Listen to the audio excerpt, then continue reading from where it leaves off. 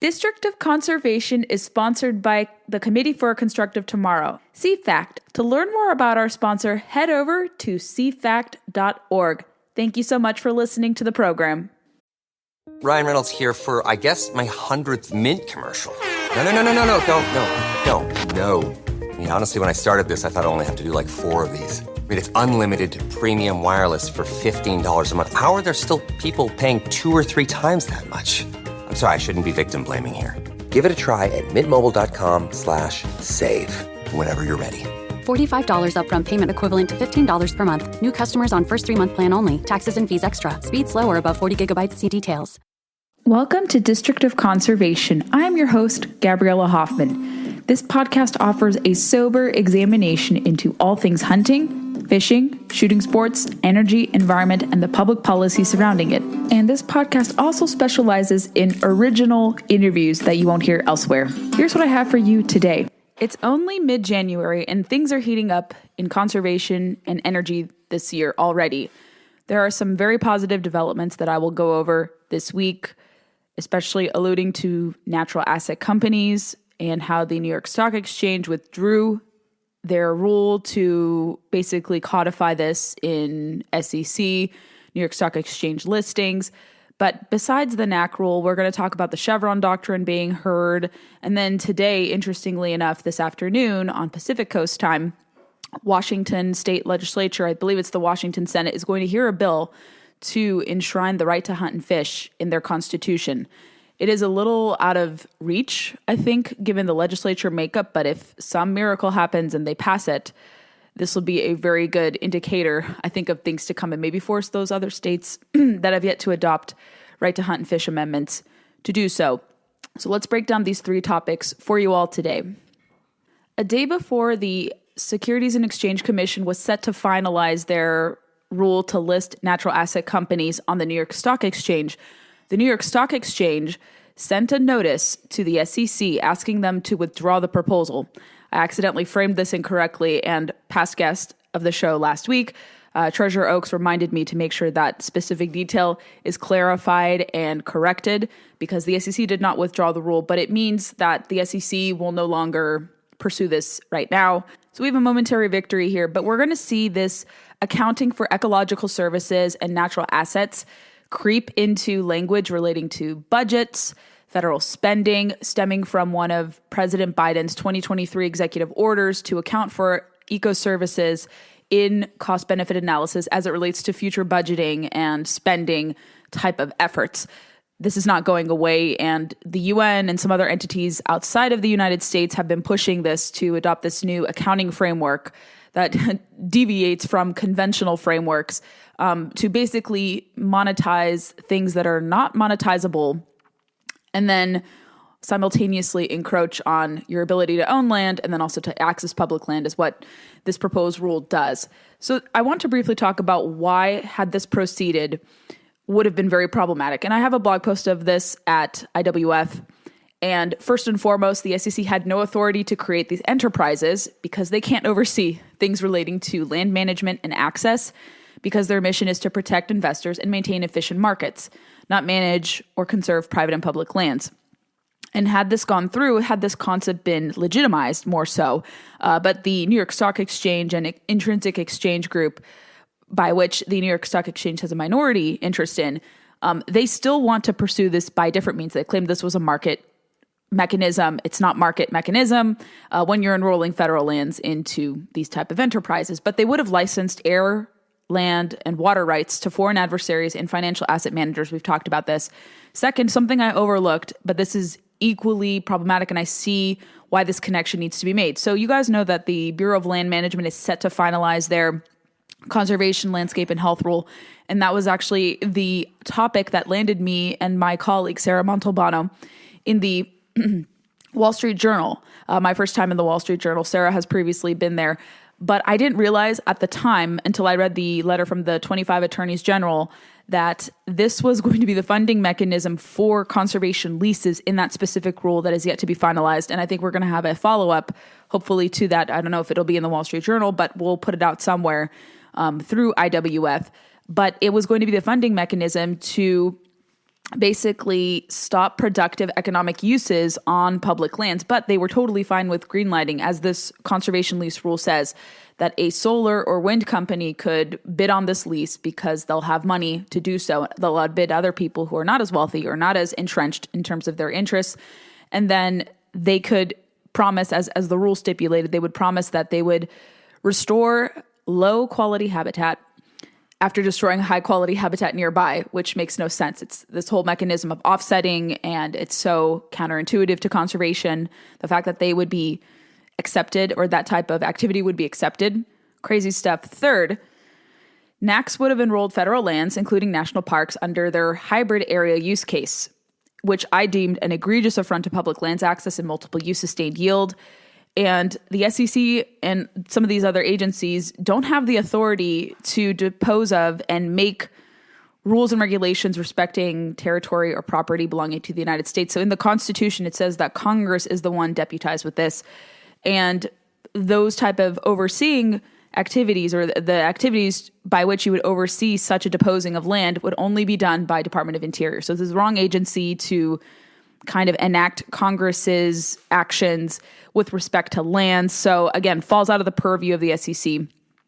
Fourth, as I alluded to with this conservation, landscape, and health rule, they would have permitted, you read through the rule, so-called sustainable revenue generating operations, including the sale of carbon credits. Carbon credits have been debunked, and carbon credits have been scrutinized because they don't work. And it's basically to have it so people who virtue signal on the environment can atone for their sins of having a perceived damaging carbon footprint, and then say, okay, I have offsetted my activity doing this. But more and more studies, including from sources that are very sympathetic with carbon offsetting and carbon credits, have had to report that the tool doesn't work. The carbon credit market is on the downward trend, and people have naturally skepticism of that practice because it really doesn't do anything to enhance the environment or really reduce your impact. As I noted in this blog post, carbon credits in the offsetting process have both come under increased scrutiny. Last year especially was really bad, involving a report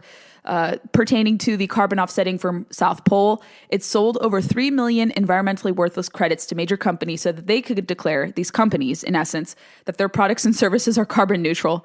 And then a similar investigation by The Guardian, which really is aggressive in pushing like preservationism and climate alarmism, they found in their report that 94% of rainforest carbon offsets were phantom credits that did little to reduce carbon emissions. And another report, I think from Reuters, found that confidence in so-called voluntary carbon credit markets was very low. There's little confidence left. And so while we're celebrating the stopping of NAAQS for now, like I said, you have to pay attention to the Office of Management and Budget and their incorporation of ecosystem services in cost-benefit analysis pertaining to government spending and budgetary items. So that's where we have to look next, even though this rule won't likely proceed.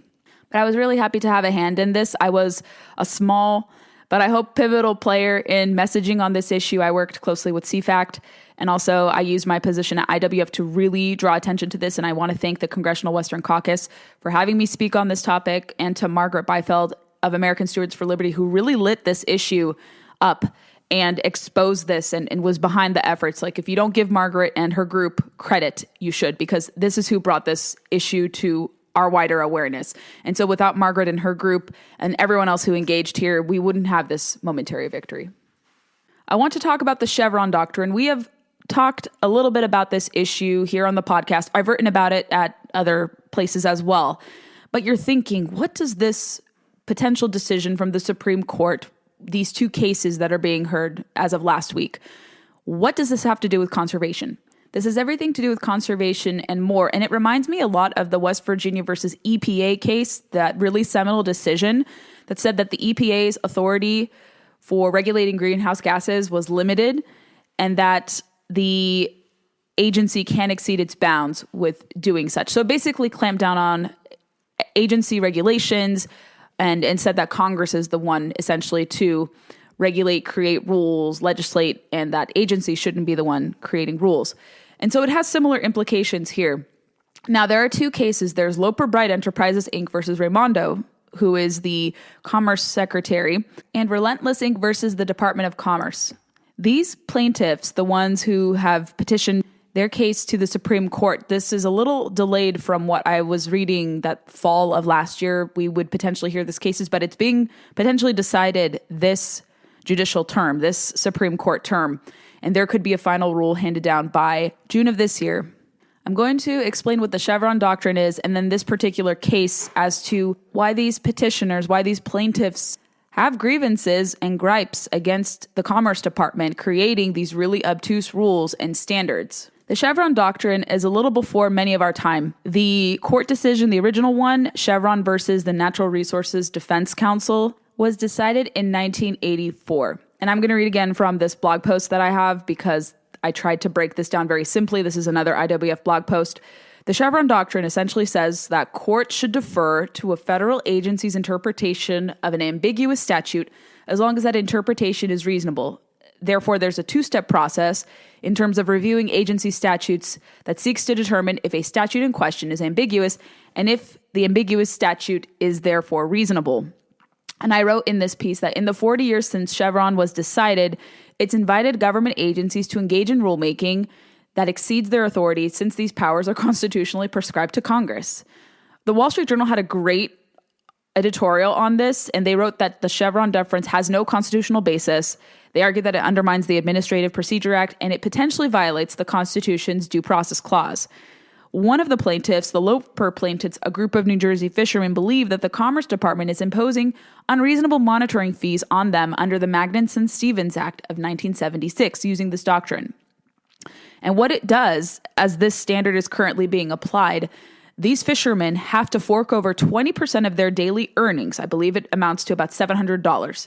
A great kind of cultural example or parallel is found as it relates to the Chevron Doctrine in the film Coda. It came out a couple years ago, won some Academy Awards. It's actually a remake of a French movie, but that doesn't involve federal monitors. But they made this one centered in Gloucester, Massachusetts, this commercial fishing family, and they showcase how kind of abusive federal monitors are, especially to this deaf and hard of hearing family there. So I won't give away any spoilers, but I thought the Chevron Doctrine being displayed there was really great and offered some context into that. So watch the movie if you want kind of like a clear example of what that looks like or how this is being applied. I'll read more into the Loper kind of case here.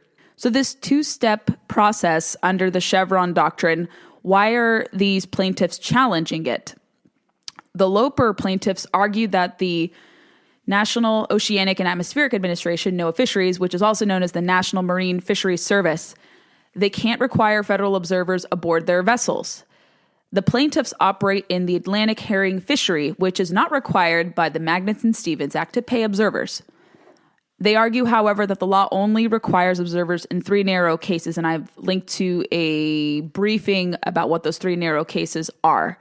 So the Atlantic herring fishery, which is what they partake in, does not require federal monitors, but yet the Commerce Department is still mandating that they have federal observers on board. So what this would do, it would clarify and hopefully clamp down on the Commerce Department making rules that far exceed their bounds. And again, it's going to be like West Virginia versus EPA. I think if the conservative court can come to a consensus, or I wouldn't say consensus, but maybe a 5-4, 6-3 decision. And we'll see the reaction by preservationists saying, oh my gosh, this is the end of environmental regulation. This will be open season on fisheries. But it's not. It just means that there has to be temperance with regard to regulation because we have so many regulations in the books. Regulations and taxes don't motivate people to want to be an environmental steward. We see this with the instituting of a carbon tax, which has upstream and downstream effects not only on producers who would be penalized, but also consumers who would feel the effects of those carbon taxes.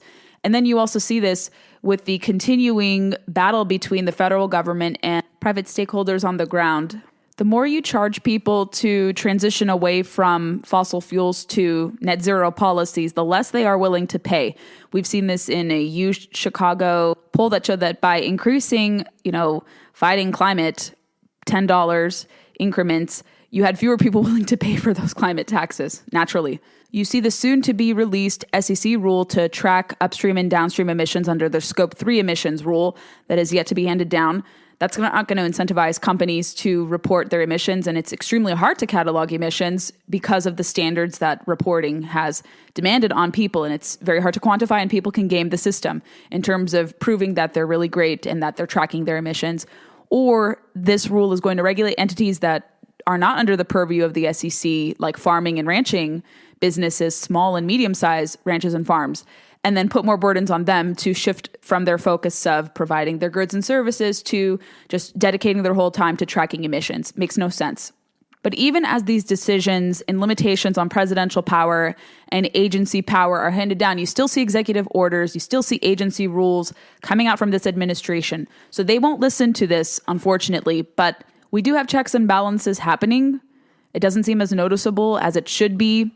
And then you have this administration, of course, exceeding their bounds. There are particular agencies creating rules where they don't have authority. Nevertheless, if this decision is handed down, I think it would be really good. And I love the fact that the plaintiffs are fishermen. Relatedly to the Chevron Doctrine, too, I think this is going to be finalized. We'll touch upon this more, is the Atlantic Vessel Speed Rule. The Gulf of Mexico Speed Rule was withdrawn, and I would like to think that our awareness of that issue and bringing on Captain Dylan Hubbard, who's a phenomenal advocate for recreational boaters and anglers. I think his case and the efforts of the fishermen down there really helped to stop the Rice's whale rule from proceeding. But we need some more help on this Atlantic Vessel Speed Rule, and we'll try to draw more attention, especially if that rule is finalized. But we still have a lot of threats there, but maybe this decision will prevent the Commerce Department from creating this vessel speed rule too.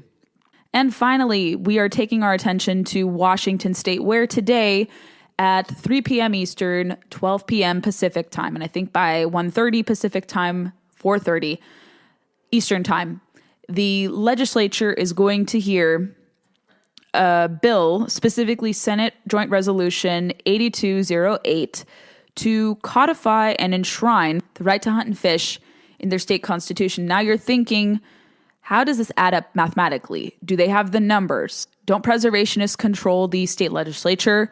How would this conceivably pass? How would this realistically become something? I don't know in terms of the optics and likelihood of this passing. I want to be optimistic of such a measure being able to pass muster, being able to be signed into law. But there are a lot of negative factors at play because I don't think the governor would sign this into law. He's too captured by radical preservationists and climate alarmists to do this. His Fish and Wildlife Department has been captured by anti-hunters. And you have these outside groups like Washington Wildlife First and then Wildlife for All who are trying to have the ear of these commissioners, and they're putting a lot of money to prevent this type of effort from happening. But I think you never know. Crazier things have happened, and maybe sanity will prevail here. But here is what the potential resolution, if it were to pass, if it were to get to the governor's desk, here's what it would do. If it were to be passed by the legislature and then brought before the governor, then the Secretary of State, according to the proposed bill, at the next general election, shall submit to the qualified voters of the state for their approval and ratification or rejection an amendment to Article 1 of the Constitution of the State of Washington by adding a new section that reads as follows. Article 1, Section something, there's no specific section. From the time humans first occupied this land, hunting, fishing, and foraging have been a necessity and cultural right. The rights to forage, hunt, fish, and trap, including the use of traditional methods, are a valued part of the heritage of the state of Washington and shall forever be preserved for the people and managed through the laws, rules, and proclamations that preserve the future of hunting, fishing, and trapping. All the people of this state shall have an inalienable right to forage, hunt, fish, trap, and harvest wildlife and fish subject only to reasonable regulation as prescribed by the Washington State Legislature and Executive Branch. Traditional methods, practices, and procedures of harvest are the preferred means of managing game and fish. Nothing in this section may be construed to modify the provision of common law or statutes relating to trespass, eminent domain, or any other property rights, nor does this section supersede, limit, interpret, or infringe on any established tribal treaty rights. Be it further resolved that the Secretary of State shall cause notice of this constitutional amendment to be published at least 4 times during the 4 weeks next preceding the election in every legal newspaper in the state. So a common misconception about right to hunt and fish amendments are that they infringe on property rights, they enable poaching. We've seen this in North Carolina when they passed theirs in 2018. We saw this in Utah in 2020, which became the last state to pass this type of resolution. and be adopted by a majority of voters there. We see this battle playing out currently in states like Ohio, which is still kind of deliberating over this. It's in committee right now. It hasn't been brought before the full House chamber yet, but it could have some movement. It should, because there's a lot of hunters in Ohio. Hunting and fishing play a very important role there, has a very big economic footprint. The next state where I think such a amendment will pass, I think, is Florida, because just the dynamics there and how the resolution got near unanimous support across both houses except for one member, but it had both Democrat and Republican support. I've heard from friends on the ground that the governor is probably going to be touting it a bit more now that he's no longer running for president. Maybe he will put his endorsement behind it. But there is momentum in Florida to do this because, with the state growing so big, with just the different threats to hunting they see from states like Washington and Colorado, and these efforts by groups like Washington Wildlife First, Wildlife for All, that want to separate hunters and anglers from these key conservation management decisions because they view us as despoilers of the environment. They say that we're consumptive users, killing everything in our path, and that the North American model of wildlife conservation is outdated, and that we're the horrible stewards, we're the horrible people displacing wildlife and imperiling biodiversity, which is blatantly false. It's ridiculous that they even make such an accusation and they're not challenged for it. Like, not many people are challenging them with these really debunkable talking points. 23 states have this right to hunt and fish amendment. I don't know if there will be a similar effort federally because people view this as more like a federalism issue. It would be interesting if someone ever proposed like a national standard, but there is movement to galvanize support for this, and several red states do not have this. Missouri does not have this. Iowa does not have this. South Dakota does not have this, which is surprising to me that they have certain majorities. They have supermajorities of pro-sportsman people, and yet they haven't done this. So if Florida eats their cake, imagine if Washington State passes this. This would be phenomenal. But those states will then say, okay, wow, if it passed in Washington State, maybe we can do the same effort here.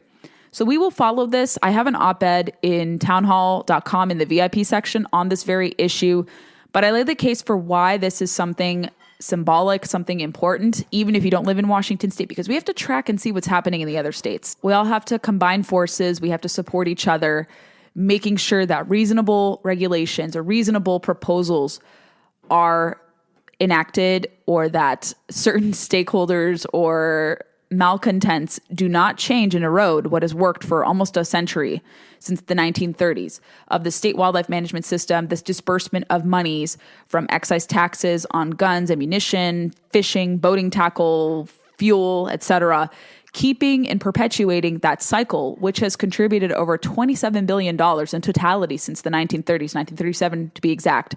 And we do have to perpetuate hunting and fishing, because if we don't, then these monies will dry up, or they'll find other ways to extract monies or divert from hunting and fishing to backpack taxes, hiking taxes of that sort. So you should care what happens in Washington State, even if you don't live in it.